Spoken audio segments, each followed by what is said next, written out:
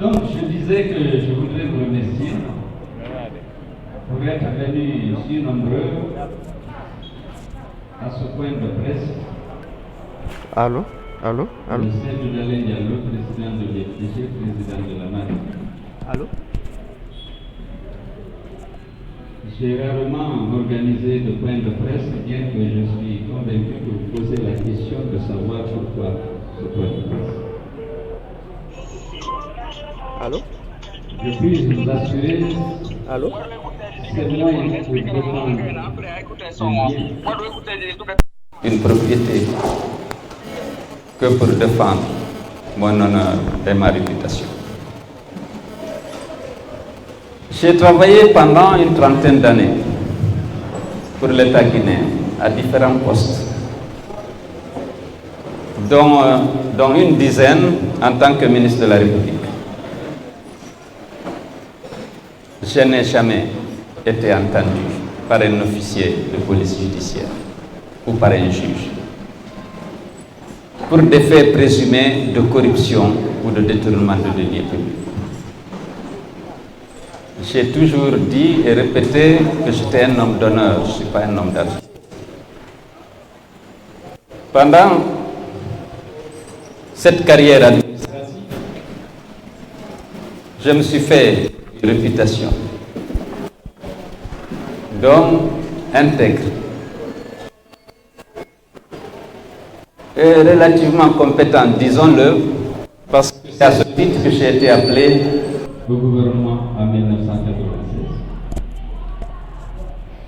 J'ai essayé, dans l'exercice des fonctions ministérielles qui m'ont été confiées, de m'imposer une rigueur exceptionnelle. J'ai pu apporter une contribution.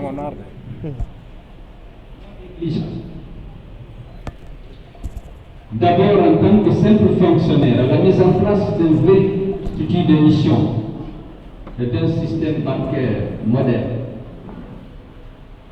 J'ai apporté ma contribution en tant qu'administrateur des grands projets à la promotion de grands projets auprès des partenaires et autres bailleurs de fonds. Dans mes fonctions de ministre, j'ai essayé aussi de m'imposer une rigueur. Mais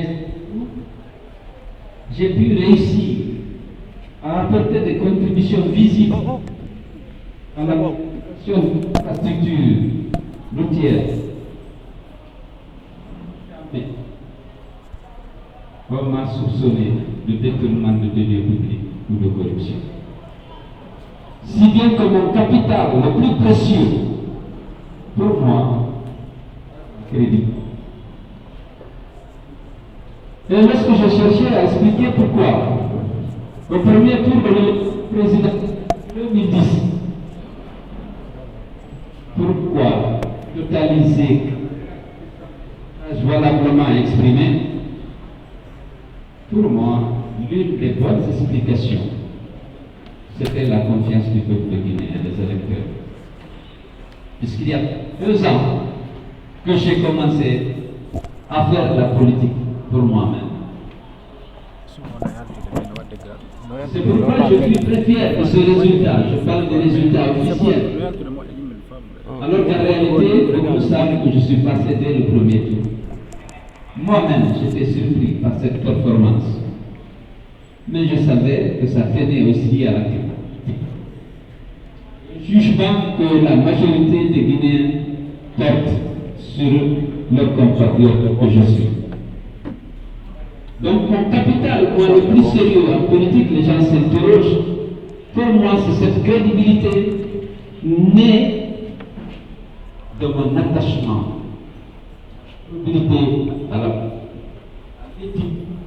à l'honnêteté, ce qui était considéré par certains comme de l'efficacité dans le travail au sein de l'administration ou au sein du gouvernement. Aujourd'hui, c'est ce capital qui est attaqué. Réputation. je me suis dit qu'il est important que je puisse m'expliquer, pas pour défendre un terrain ou une propriété, mais pour défendre ma réputation et mon honneur, parce que je tiens. J'ai toujours dit que je suis un homme d'honneur et je tiens à mon honneur, à ma réputation. Quelle que soit l'issue, un terrain comporte une maison, chambre, un salon, qui m'a été cédé dans des conditions transparentes et régulières. Je ne suis pas là pour défendre un terrain.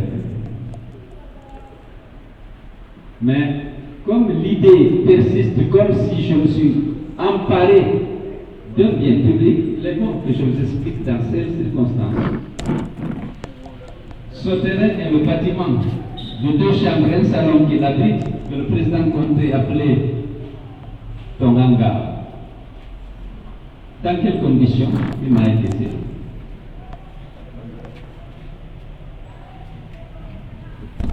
D'abord, j'ai formulé une demande comme le vente.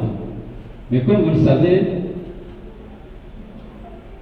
j'ai eu une relation de confiance forte avec le général Lansana Conté.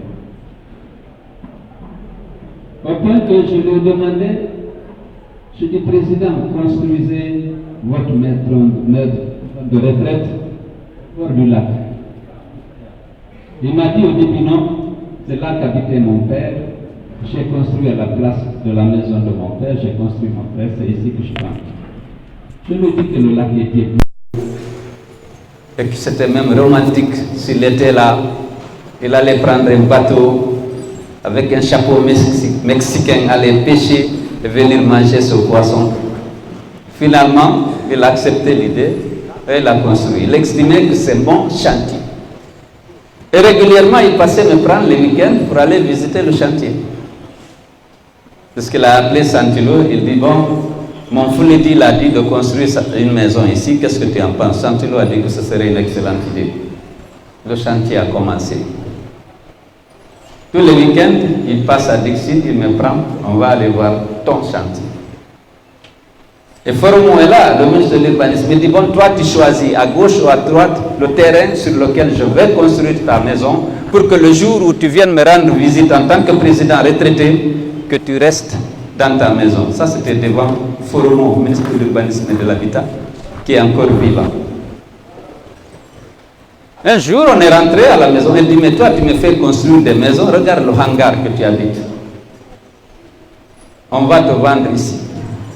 Je vais te donner le matériel, tu vas construire une maison et mettre ta famille à l'aise. Regarde ce hangar. Je dis, bon, d'accord. Et puis, c'est resté un moment.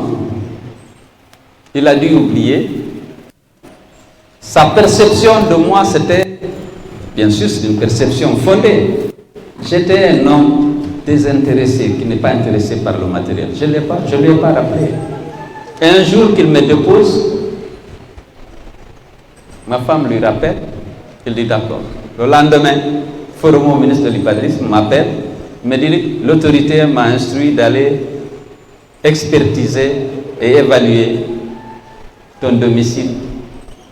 Il faut prévenir la famille, je vais envoyer l'équipe. L'équipe est venue. Quelque temps après, il m'a transmis un dossier, une lettre que je vous montrerai, pour dire que l'évaluation est terminée. L'autorité a ordonné qu'on me vende donc le coût du terrain dans ce quartier avec le coût du mètre carré à l'époque a été appliqué. Maintenant, c'est à moi de voir si je peux voir le président pour qu'il réduise ou pour qu'il me donne. J'ai décidé, si je dois acheter, d'acheter au prix du marché, comme il m'a dit, c'est ça le coût du marché. Le mètre carré dans un quartier comme le tien, c'est ça, la superficie, ça, on a multiplié. Et puis la maison que le président appelle hangar, voilà son coût résiduel. Je suis resté quelques semaines. Voilà la lettre que Foromo m'a envoyée.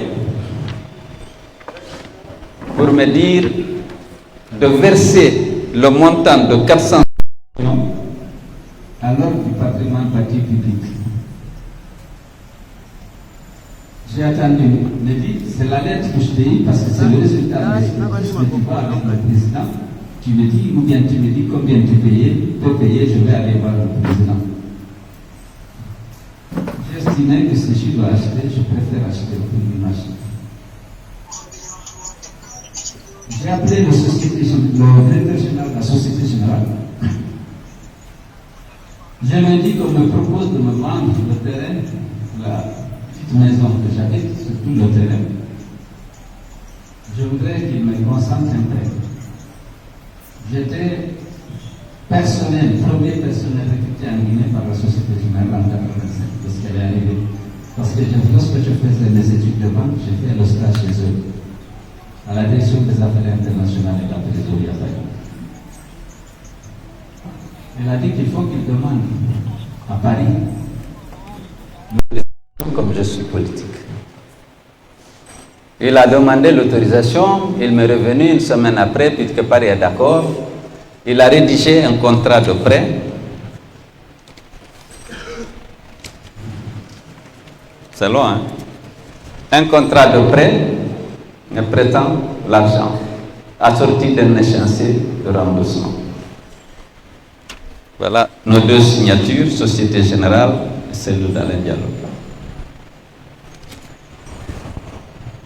Donc, il a émis un chèque de banque. Il a dit, mais on prendra l'hypothèque qu'on levera lorsque vous aurez fini de rembourser. Il a fait donc un chèque de banque, dont voici la copie. Alors du patrimoine bâti public qu'il m'a envoyé, c'est la Société Générale qui paye directement sur son compte, c'est signé lui. J'ai transmis au ministre de l'Habitat suite à sa lettre me demandant de verser, et ils l'ont transmis au patrimoine bâti public qu'il a encaissé et délivré une quittance. Voilà la quittance. C'est les courriers de transmission des chèques. La quittance, non c'est ça. C'est la copie de la quittance de 406 millions reçus par le patrimoine bâti public. Mais au vu de ces deux présidents publics, a pris un décret. Pour ceux qui connaissent la signature générale d'Assana Conté, il a pris un décret autorisant, donc, au vu de tous les paiements, la cession m'attribue ainsi le terrain. Encore une fois, au prix du marché. Ma charité m'a dit que tu es riche, hein? J'ai vu que tu as tout payé. J'ai dit non, président, c'est la banque qui m'a prêté l'argent. Bon, au vu de ça, cette quittance, une copie m'est revenue, une copie est allée à la conservation foncière pour prouver que j'ai payé. Ils ont fait donc la mutation pour transférer le terrain et la maison à moi. Un titre foncier a été donc émis, le titre foncier là, la copie.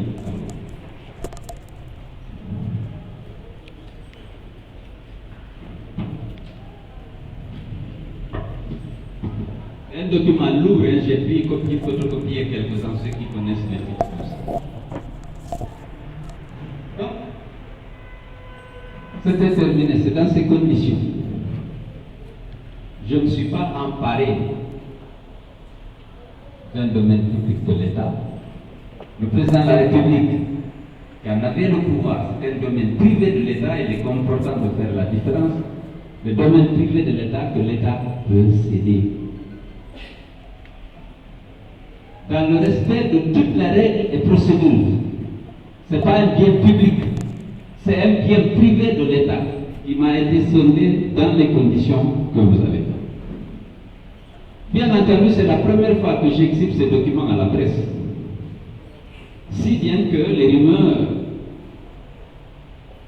selon lesquelles je me suis emparé du domaine pour que je refuse de quitter ont couru. Si bien que lorsque le capitaine Dadis est arrivé, ils ont affecté le bâtiment à quelqu'un, un membre du CNL, CNDD. Et ils ont demandé à ce que je libère. J'ai rassemblé tous les documents. On a déposé. Les gens ont compris. Le capitaine Dadis m'a appelé, présenté mes excuses. Il ne savait pas que c'était acquis, conditions transparentes. Lorsque le général Sekouba est allé, les gens sont allés encore. Il y a des gens, j'étais déjà en politique, pour dire non, s'il occupe le président de l'État. Il dit non, je connais le dossier. Il est acquis dans le respect de toutes les règles et les procédures en vigueur, puisqu'on ne peut pas contester au président de la République d'aliéner un bien privé de l'État. Alors, mon grand frère Alpha Condé arrive, vous imaginez. Automatiquement, il faut retirer. À une bataille, les gens m'ont expliqué. Pour la première initiative, il a renoncé. À la veille des élections 2015, il relance. Il envoie des missions dans toutes les structures. C'était général. Vérifier l'authenticité du chèque, l'authenticité de l'accord de prêt, le respect de l'échéancier qui est là. Est-ce que j'ai payé? Une autre mission vient contrôler, au point que la Société Générale s'est sentie harcelée et voulait qu'on là-bas parce que tous les jours, des missionnaires, on a vérifié l'authenticité du décret, on a tout vérifié. Il y a des gens qui ont dit, président, ce dossier de béton, il faut chez Ardoise ailleurs. Le père, il a abandonné. Souza. Bon, quelque temps plus tard, il revient, toujours, vous savez. Bon, finalement, il est de renoncer, effectivement. C'est bon. À l'expropriation, parce qu'il s'agit, la spoliation, parce qu'il s'agissait de ça. Donc, pour moi, c'était terminé. Si Al-Fatiman reconnaît ma propriété sur le terrain, et Sekouba l'avait fait avant lui, pour moi, maintenant, je suis quand même tranquille, parce qu'on ne peut pas soupçonner Alpha, surtout de complicité ou de complaisance avec ces Soudanais. Personne. Bref. Alors, ici,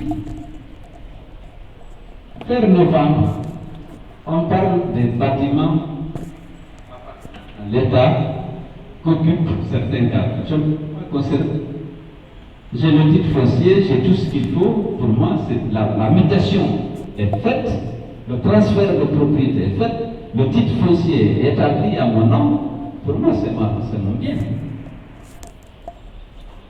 Et puis, avant-hier, je reçois une lettre du patrimoine particulier qui dit dans le cadre du recensement, on vous demande de libérer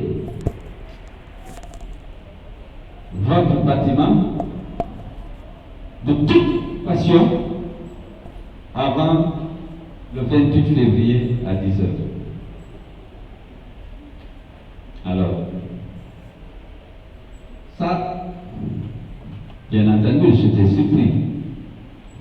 J'ai répondu lettre patrimoine bâti qui a encaissé le chèque, qui a délivré les deux quittances, une destinée à moi et l'autre destinée conservation foncière, me disent que j'occupe un bâtiment du patrimoine public. Parce qu'il a été un de la section. C'est lui qui a encaissé le prix, c'est lui qui a délivré la quittance libératoire, qui a permis à la conservation. C'est lui qui me demande qui me semble de quitter le bâtiment de l'État. Pour les interviews. Ça, c'était mon cas. Tu as retiré ça. Sur ce dossier, je suis un peu peiné de voir notre pays s'habiller.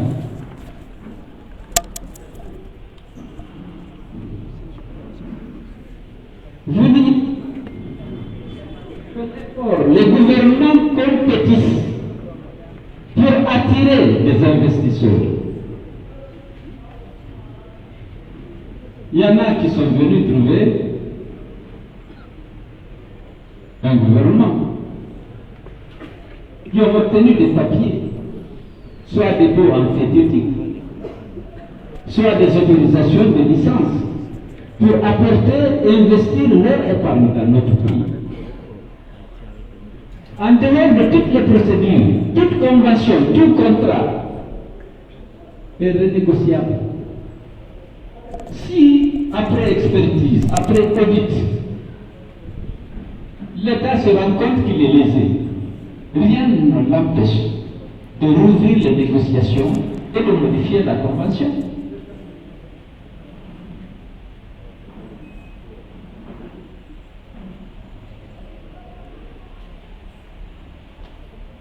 Je disais qu'il y a un problème dans le pays. Conseil nos dirigeants. Ce n'est pas prétentieux, il s'agit de notre pays. Lorsque les gens ont négocié avec le pouvoir en place,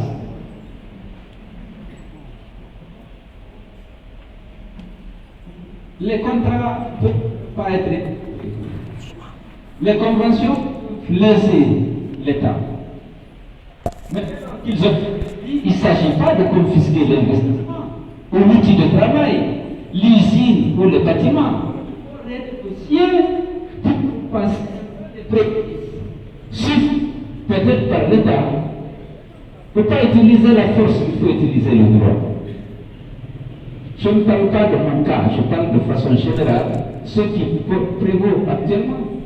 J'ai entendu que des investisseurs qui ont construit des usines, qui ont construit des buildings, après avoir obtenu toutes les autorisations nécessaires, ils ont utilisé leur épargne pour investir, mais si on saisit, c'est bien. On les vide violemment de leurs locaux, ça porte préjudice à l'image de notre pays. Il y a la continuité de l'administration, on ne peut pas échapper.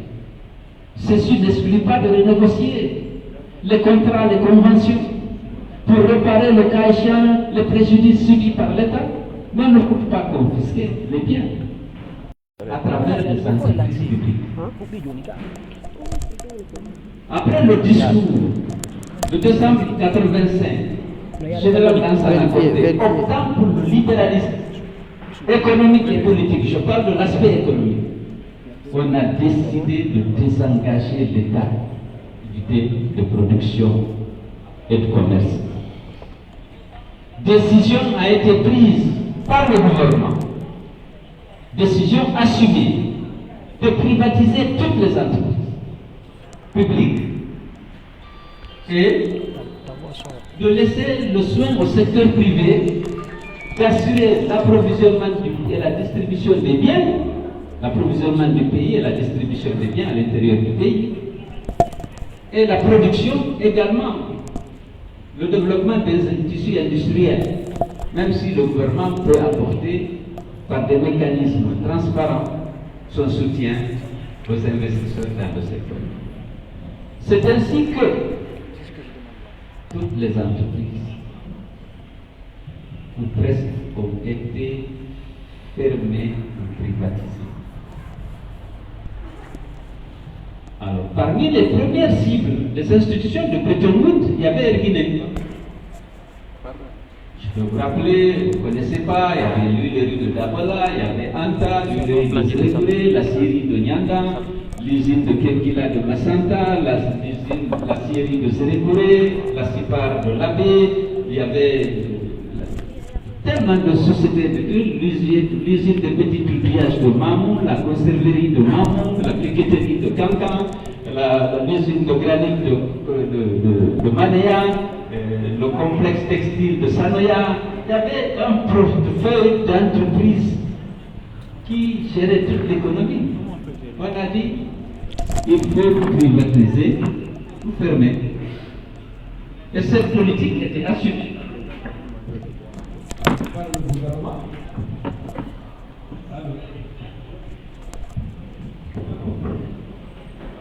Assumé. Donc, Quant au Erguinet, on a dit qu'il faut privatiser. Le président Sékou Touré venait d'acquérir 3 Boeing sortis d'ici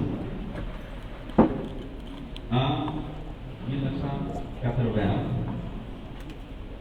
Il y avait un Boeing 707, un Boeing 727, un Boeing 737. Ils ont dit que les États, les compagnies aériennes dans toute l'Afrique avaient des difficultés. Vous êtes tous jeunes, il y avait Air Zaïre, Niger Airways, Air Afrique, Air Sénégal numéro 1, Air Ecuador numéro 1. Après, il y a eu numéro 3, parce qu'il y a eu beaucoup qui ont été liquidés et on a encore créé d'autres entreprises, mais qui n'ont jamais prospéré. Donc, ils ont commencé cette liquidation par la vente de 2 avions.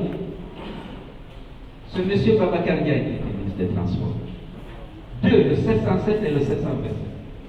Il y a eu des investisseurs nigériens qui sont venus acheter. J'étais loin d'être ministre de l'Angola, parce qu'on était en 87, je crois. Les 2 avions étaient vendus. Ils ont dit, il faut laisser un avion pour le président de la République qui voyage. On lui a laissé le 737. Mais on n'a pas achevé la liquidation de Erguinet. Erguinet se retrouve avec un avion qui est à la fois l'avion de commandement du président et le seul avion de Erguinet. Le président voyageait beaucoup à l'époque.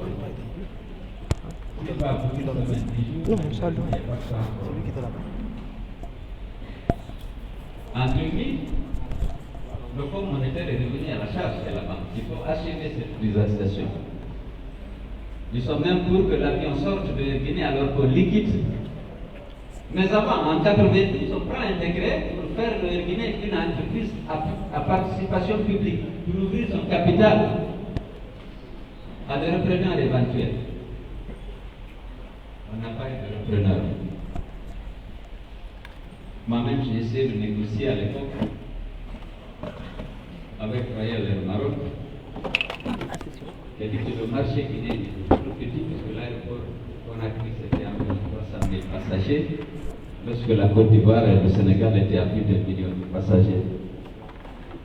Je ne pense pas que ça a changé. Donc finalement,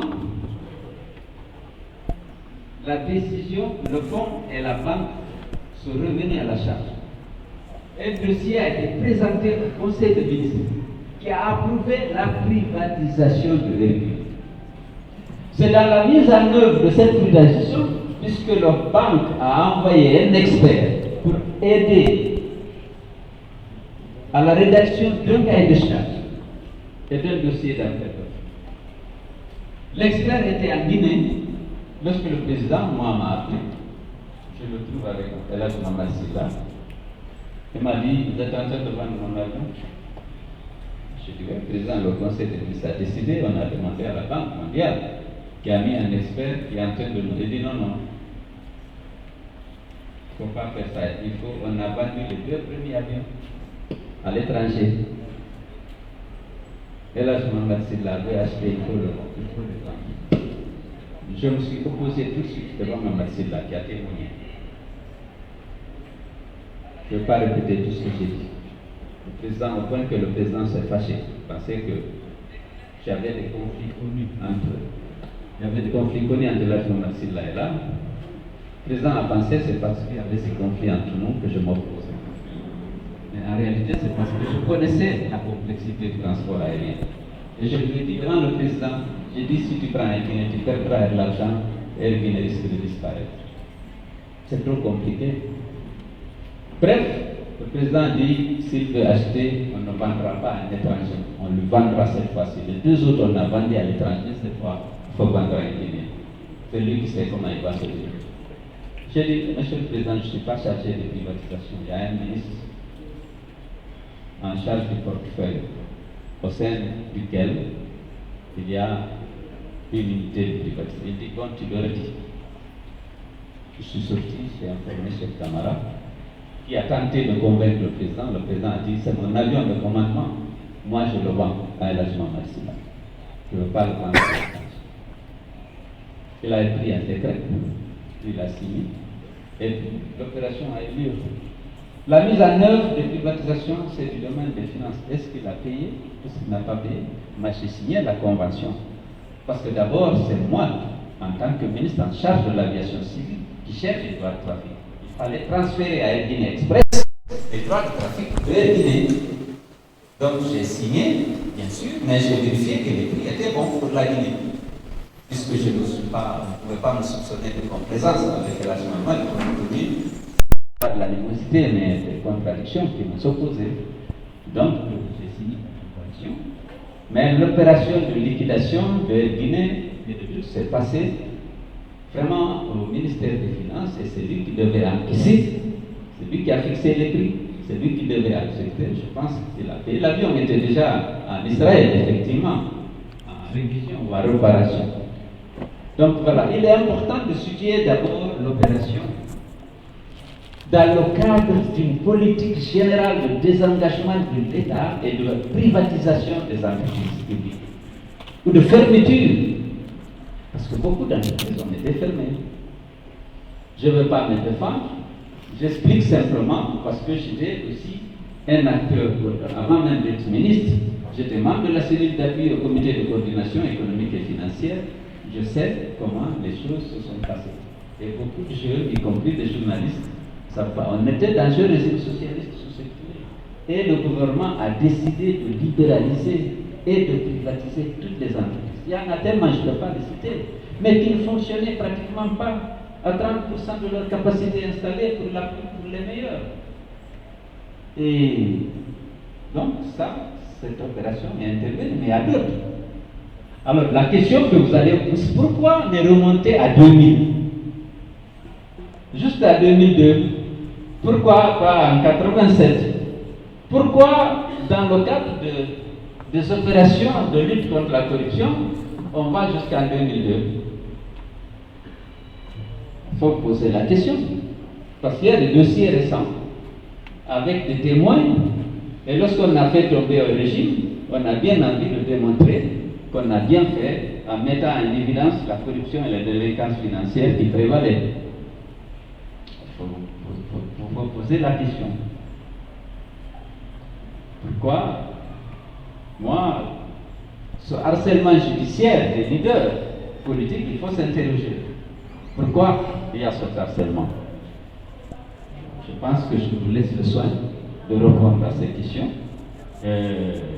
Moi, j'ai écrit à chose pour demander, pour expliquer que lui qui a été un acteur majeur de choses pour le bâtiment, on aura à se défendre, je me défendrai, je verrai comment avec mes avocats on se rencontre ce soir pour savoir qu'est-ce qu'on fait. Je pense que je vais arrêter là et laisser prendre 5 ou 6 questions et puis voilà, on va se séparer en espérant que le droit sera utilisé et non la force. C'est le truc pour utiliser le droit. Merci.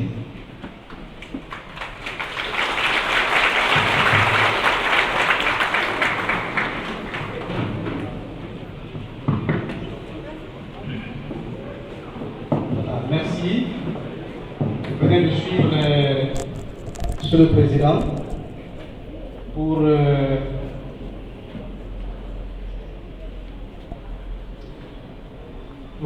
pour la séance de questions-réponses. Je crois que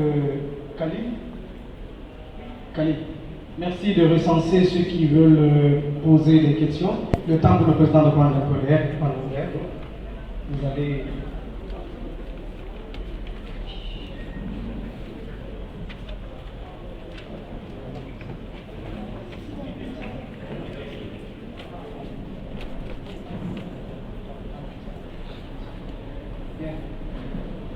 Oui, Suleiman de Guinée News. Présentez-vous en même temps, Thierno Suleiman de Guinée News.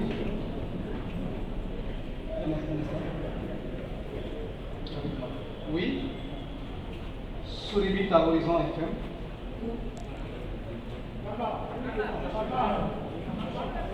On va y arriver.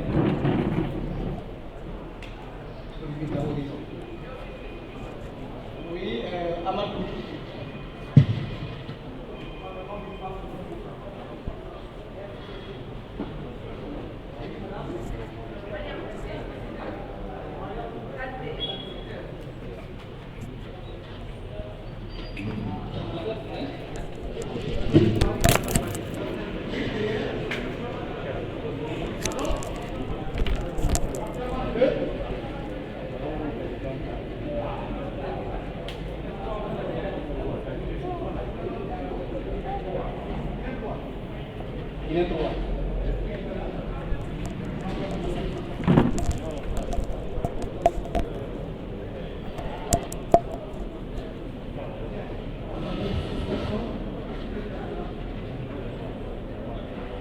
crois qu'on va prendre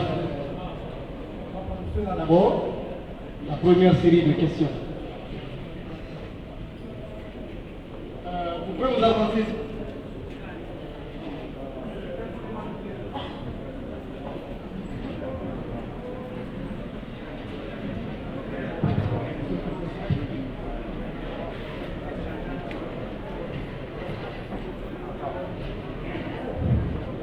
Monsieur le Président, bonjour.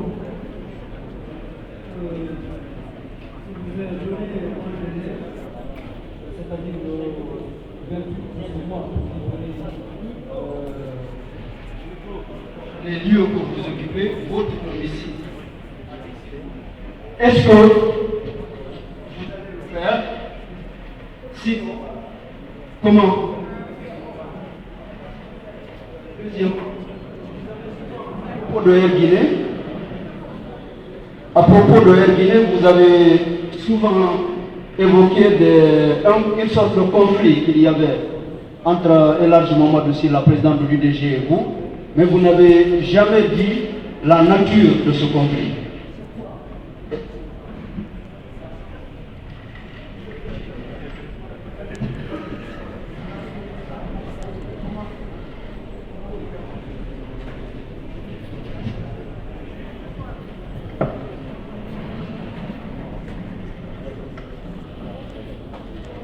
Je suis Bassori Bissa de la radio FM.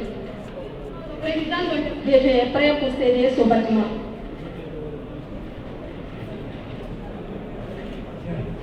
c'est pratiquement la même question que vous nous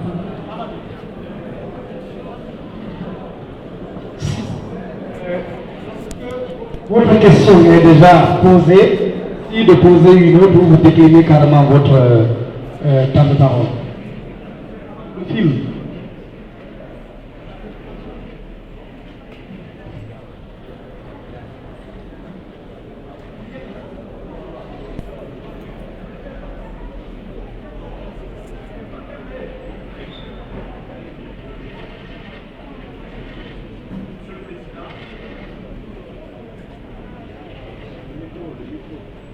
Alors, ça va.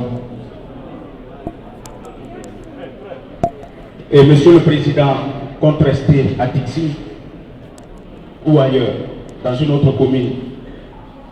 Deuxième question, vous avez parlé. Mais loin de Air Guinée, il y a les...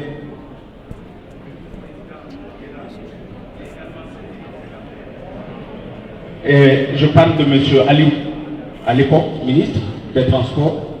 On parle de démantèlement des rails. L'UFDG est en train d'être militaire au pouvoir ou pas, parce que ce ne sont pas les seuls dossiers. Pourquoi l'UFDG ou les cadres sont visés? Merci.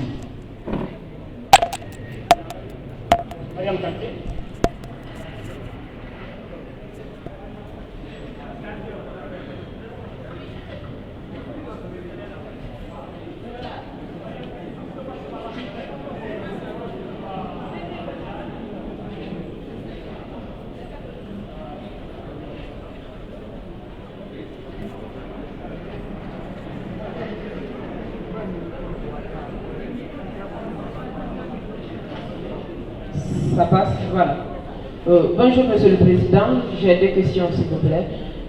Dans vos explications, vous avez révélé des différentes dates depuis 82 jusqu'en passant par l'élection de 2010 à nos jours. Toujours le même problème n'a cessé d'être réactualisé. Pourquoi pendant ce temps vous n'avez pas fait comme aujourd'hui une sortie pour vraiment finir avec cette histoire? Ma deuxième question s'il vous plaît, je profite de l'occasion puisque ce n'est pas un peu dans le cadre. Le président du CRD, dans son adresse du Nouvel An, avait promis qu'au courant du premier trimestre de 2022, il y aura des séries d'assises nationales et vérifiées, pardon. Et nous sommes aujourd'hui à plus d'un mois et demi. Jusqu'à présent, aucune annonce n'est faite. Et en tant que président d'une formation politique, comment vous voyez cette actualité? Merci. C'est au tour de Abdourahmane Diallo.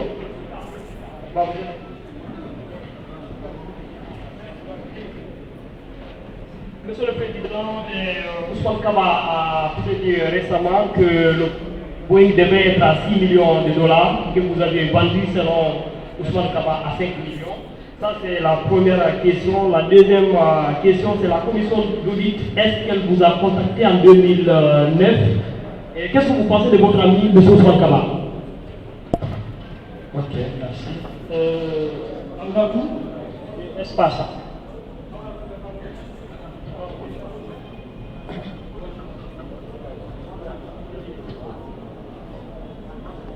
Bonjour, moi je suis Aula Tousso, journaliste reporter à Espace. Ma question est la suivante. Vous posez vous-même une question, vous demandez pourquoi cet acharnement contre ces acteurs en cette période. Vous-même vous répondez à cette question. Merci. Jocelyne, je ne sais pas si on va faire un prolongement ou si on va s'arrêter là. C'est bon? Ok, ça fait une série de questions. Hein. Merci.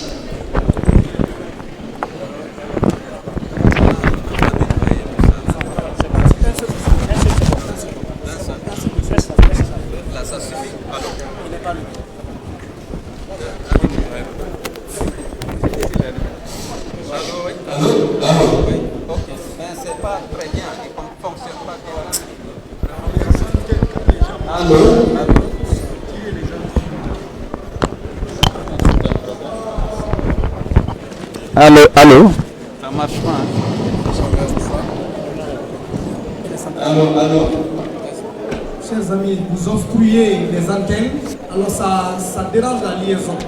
Merci de alors, il faut faire en sorte que les gens ne puissent pas obstruer les antennes dans la préparation. Alors, je commence par Tiana Suleiman, le délai de 28 jours. Qu'est-ce qui se passait, pourra se passer? Moi, je considère que le patrimoine bâti s'est trompé parce qu'il parle des biens de l'État. Ceux qui ne m'ont pas mon cas, j'ai tous les papiers. Mettant en évidence ma propriété du dossier. Pour moi, c'est une erreur qui ne me tardera pas à rectifier. Parce que on fait plus partie de la mutation a été faite. Et ce patrimoine bâti, j'ai attiré son attention, c'est lui-même qui a encaissé l'échec et qui a délivré la quittance libératoire et a permis la mutation en ma faveur. Il est mieux placé que quiconque pour savoir que cette opération, parce que ce bâtiment n'appartient plus au patrimoine public. Donc, je l'ai écrit pour lui rappeler ça, de ça. Donc, je pense que c'est une erreur, et bon, c'est ça que je peux dire à ce service. Si ce n'est pas le cas, j'aviserai. Alors, quelle est la nature des conflits avec la diplomatie là? Bon, c'est pas le moment de le dire. On était tous proches du président Conté, on ne s'entendait pas, ça arrive souvent. C'était très très tendu, mais ce n'est pas le moment de dire pourquoi ici. Vraiment, c'est aujourd'hui. On n'est pas dans, c'est pas le grand amour, la diversité d'entendre. Alors, la question suivante aussi, je suis prêt à quitter. Pour moi, jusqu'à preuve du contraire, c'est une erreur, je ne suis pas considéré. Je ne suis pas un bâtiment du patrimoine public. Allô? Je dis donc, pour moi, jusqu'à preuve du contraire, je n'occupe pas un bâtiment ou un terrain du patrimoine. Allô?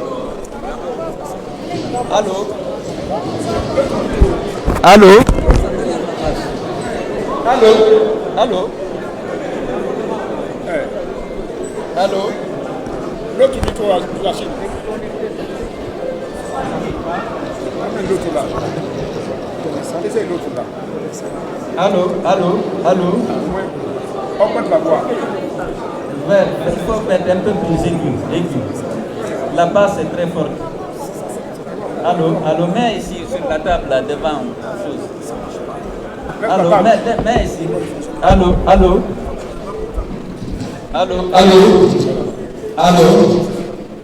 Donc il y a 3 personnes qui ont posé la même question. Je suis dans l'exercice d'attirer l'attention que je ne suis pas concerné. Parce que c'est un bien privé que j'ai acquis dans la transparence et dans le respect strict de toutes les règles et les procédures en vigueur. On peut dire que le président Condé n'avait pas le droit. Peut-être, je ne suis pas sûr si on peut contester au président Sékou Touré d'avoir attribué des terrains, au président Condé d'en avoir attribué dans le domaine privé de l'État.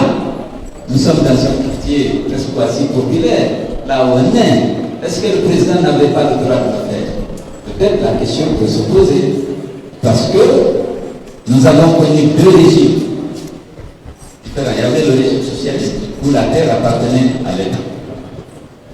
C'est le préfet, c'est le gouverneur, c'est le président qui a attribué l'État.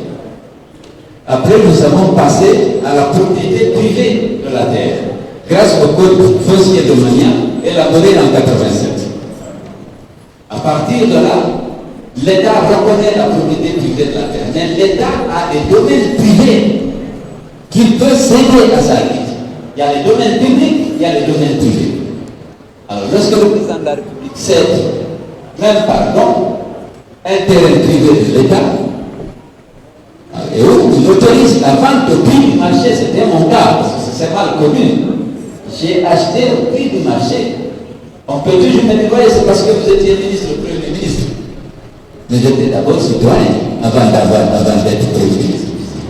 À combien de personnes, de citoyens qu'il a donné, je ne suis pas là en tant que citoyen. On te donne l'autorisation d'occuper ou d'acheter un terrain qui relève du domaine public, du domaine privé de l'État. Il y en a combien? Des centaines. Même les premiers arrivés, les ministres du premier gouvernement de l'Ansana Conté, ils ont quitté le centre militaire. Le président a pris un décret pour leur attribuer chacun un domaine. C'est là, tous les anciens ministres, les Banas Libé, les Kefalayan, beaucoup d'entre eux, à côté de l'école française. Donc, la question c'était de savoir, j'étais en train de commenter pour moi c'est une erreur de dire que le bâtiment et le terrain que j'occupe fait partie du bâtiment public. J'attire leur attention, mais je suis persuadé, s'ils sont forts, qu'ils comprendront. Alors, les vice-présidents secrétaires généraux cités dans Guinée, je ne sais pas, je n'ai pas vu. Vous savez, d'abord, les rails. Je n'ai pas vu le rapport sur les rails. Mais on m'a dit que je ne suis cité nulle part dedans. Ce n'est pas le plus important. Oui, c'est le général qui est cité là-bas, il était ministre des Transports. Je sais à quel point il s'est battu. D'abord, on s'est battu pour éviter le démantèlement de rails. La guerre qu'on a menée, tout ça. Et je sais, lorsqu'il était ministre des Transports, j'étais prévenu combien de fois je l'ai soutenu. Même si nous étions discutés, mais je ne reviens pas sur ça. Vous savez, je ne suis pas. Est-ce que l'FDG est visé? Parce que c'était la question. J'ai dit il faut s'interroger. Pourquoi on est allé en 2002 pour prendre une partie de la privatisation de Guinée? C'est des questions qu'on peut se poser. Nous sommes en train de nous poser des questions. Est-ce qu'il y a un plan de persécution, de harcèlement judiciaire, avec pour objectif d'éliminer un candidat important? On ne sait pas. Pour le moment, on s'interroge. Mais on ne peut pas ne pas s'interroger à ce stade. Et vous aussi, je sais que vous vous interrogez. Et merci de vous interroger. Alors, les assises nationales. Vous savez, nous avons, je n'étais pas le seul à proposer très tôt qu'il y ait un dialogue, que les fils du pays se parlent. Lorsque vous avez dissous l'Assemblée, déposé le président qui prétendait être élu, suspendu la Constitution, il n'y a plus de légitimité. Vous vous engagez à donner aux civils le pouvoir à l'issue de l'élection. Les civils candidats à la récupération du pouvoir, c'est en premier lieu les partis politiques. Mais les partis politiques, ce n'est pas une corporation, on ne s'entend pas, on est concurrents. Mais on peut apporter notre contribution pour une gestion apaisée de cette transition, pour qu'il y ait le consensus pour à la fois prévenir les conflits, mais aussi lorsqu'il laisse de les gérer. Non, on n'a pas été entendu. Il n'y a pas de dialogue. Donc c'est par l'intermédiaire de la presse qu'on dialogue avec le CNRD et le gouvernement. C'est pas normal. Parce qu'on est obligé d'exprimer nos points de vue à la presse. Et aussi d'exprimer leurs points de vue à la presse alors que nous sommes tous fils de ce pays. Qu'est-ce qui nous coûterait de nous retrouver autour d'une table? Voilà le problème. On veut aller vers la mise en place d'institutions légitimes. Parce que nous sommes dans une période d'exception, où il n'y a pas de repère, il n'y a pas de légitimité. Comment on fait en tant que frère? Vous ne comprenez pas. Parce qu'au Mali, les partis politiques sont dans le gouvernement. Donc, ne serait-ce qu'à ce côté, ils participent au débat. Au Tchad, qui est en transition, on a appelé même les rébellions pour participer au dialogue. Les rebelles, les mouvements rebelles sont invités à prendre part au dialogue. Ce sont des partis légalement constitués. Le dialogue, c'est pas possible. Alors les uns prennent des agendas cachés aux autres, ou de mauvaises intentions, et on est allé où on va s'asseoir, présenter les propositions des uns et des autres, les conformer, essayer de trouver un consensus. C'est ça qui était pour moi. C'était même on n'a pas été entendu. Donc les décisions sont prises. On accompagne, on conteste.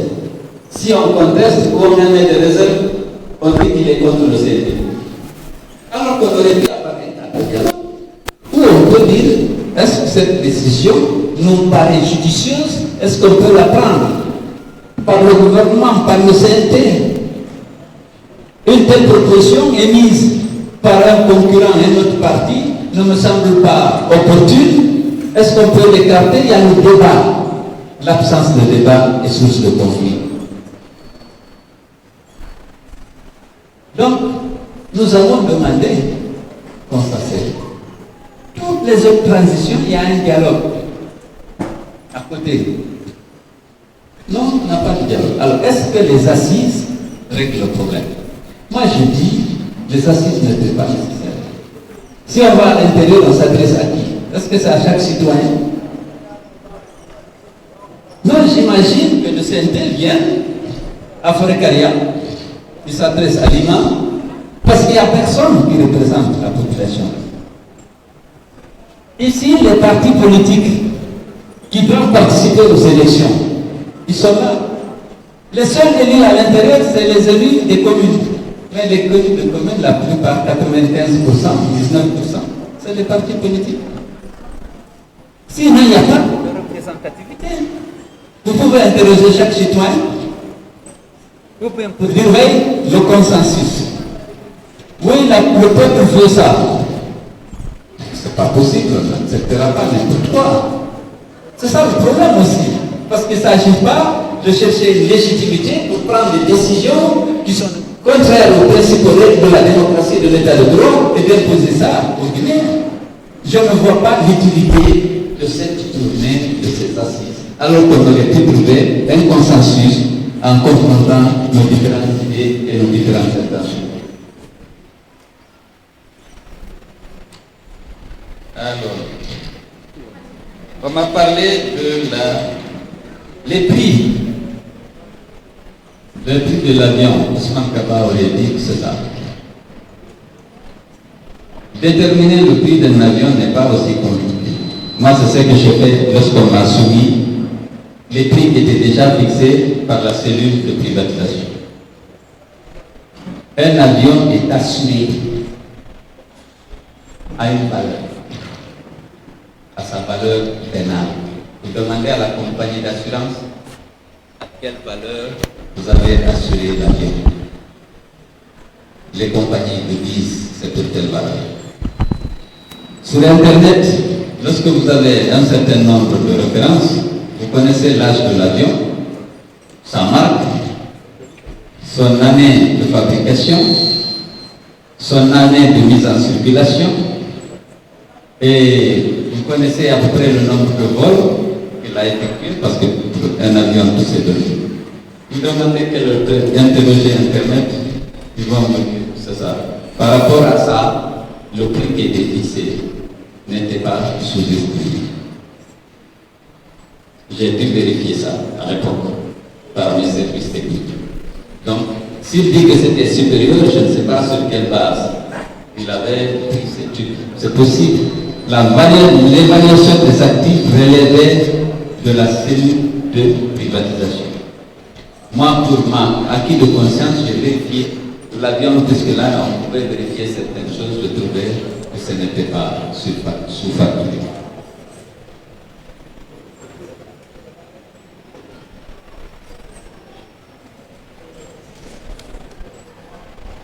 Alors, la dernière question de ma sœur, pourquoi cet acharnement? Effectivement, il y a un acharnement. Écoutez, on ne peut pas ne pas lier cet acharnement au poids politique du leader. Et je suis le leader politique, je suis.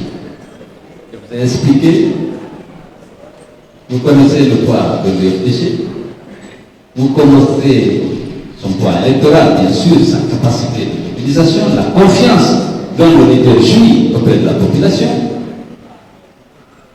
Vous vous souviendrez que la dernière élection transparente, c'est le premier tour. Ce n'est pas le premier tour de 2010. Le premier tour de 2010, moi je me suis retrouvé avec 43,76% de suffrage par acclamation. Celui qui venait après moi, c'est Alpha, il avait 18%. Mais au-delà de ça, lorsque nous avons décidé de participer à l'élection des élections de 2020, nous avons gagné au premier tour et nous avons revendiqué notre victoire jusqu'à la chute d'Alpha. Pourquoi nous avons renoncé à cette revendication? Parce que cette élection de 2020 n'était pas inclusive. Il y avait des gens qui étaient boycottés, ils étaient en dehors. Et ensuite, la junte avait promis d'organiser des élections transparentes. Et nous, pour nous, c'était une question de vérification. Nous avions tout notre dispositif de 2020 prêt pour aller aux élections. Notre principal adversaire, le RPG, sans la justice inféodée, sans les administrateurs territoriaux qui sont des militants zélés du RPG, sans les forces de défense et de sécurité qui tuent nos militants, emprisonnent et nous harcèlent, nous savions que nous avons toutes les chances de l'emporter encore à notre premier tour. Mais ça, c'est connu de beaucoup de gens. Malheureusement, c'était un handicap. Parce qu'il y a des gens, pour des raisons qui leur sont propres, ils ne veulent pas que l'UFDG accède au pouvoir. C'est tout sauf l'UFDG. Et nous craignons que ce soit que ces forces hostiles qui soient en train de manipuler le CND, le CNDP, pour trouver le moyen de nous exclure par des manœuvres, l'âge, le harcèlement judiciaire auquel on est déjà exposé. C'est évident que nous nous interrogeons et nous nous préparons en conséquence. Parce qu'on a dit qu'on ne peut pas accepter une loi qui n'existe nulle part. On ne peut pas aussi vraiment accepter que, voilà, on te colle une ardoise dans un dossier où tu n'as absolument rien fait, sauf peut-être exécuter un décret pris par le président élu de la République d'alors. Et dans l'exécution, les prix auxquels les biens, les actifs ont été cédés étaient relativement bon. Et nous n'avons eu aucune conclusion dans cette opération, d'autant plus qu'à l'époque, comme je l'ai dit, nous n'avions aucun intérêt d'aider, de lui, aucun intérêt d'aider. Nous avons refusé dissuader le président pour l'intérêt de la République. Voilà. Alors, donc, c'est ça. L'acharnement existe. Nous le sentons, soit à la maison ou à Guinée. Ça peut s'inscrire dans un plan dont on n'a pas encore peut-être plus les contours, mais il ne faut pas l'exclure. Parce que nous pensons qu'il y a des forces occultes qui essayent de pousser le CNRD à l'exclusion de certains leaders pour que leur candidat éventuel puisse l'emporter. Parce que je dis, la force de l'unité, vous la connaissez. Aux élections locales dernières, malgré la fraude, malgré le hold-up, nos représentants gèrent 122 communes dans la République, sur 342. Nous avons des élus locaux dans toutes les sous-préfectures sauf une douzaine dans le pays. Il n'y a que 12 ou 15 sous-préfectures où on n'a pas un élu dans le conseil communal. Vous connaissez? Ça dérange. Peut-être d'autres qui veulent obtenir le pouvoir par des arrangements. Mais il faut qu'ils comprennent que ça ne passera pas. Merci. La principale du Golfe, la Méditerranée, est tombée en faillite. On demande de Boeing 737 de 22 ans entre 1,3 million et 1,8 million d'euros. Voilà, mesdames et messieurs. Merci. S'il vous plaît, rendez-vous samedi à 11h pour l'Assemblée générale. Chers militants. Voilà, merci, chers amis de la presse, d'être venus.